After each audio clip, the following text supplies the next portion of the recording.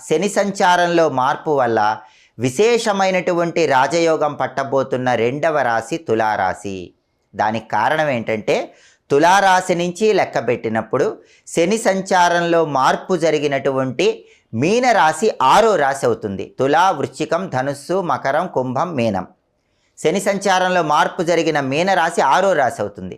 కాబట్టి తులారాశి వాళ్ళకి శని భగవానుడు ఉగాది తర్వాత 6వ స్థానంలో సంచారం చేస్తున్నాడు. అంటే తులారాశి వాళ్ళకి ఉగాది తర్వాత అనారోగ్య సమస్యలన్నీ తొలగిపోతాయి. ఎంత పెద్ద అప్పులున్నా సరే ఆ అప్పుల నుంచి తొందరగా బయటపడతారు. భయంకరమైన శత్రుబాధలు తొలగిపోతాయి, దృష్టి దోషాలు తొలగిపోతాయి.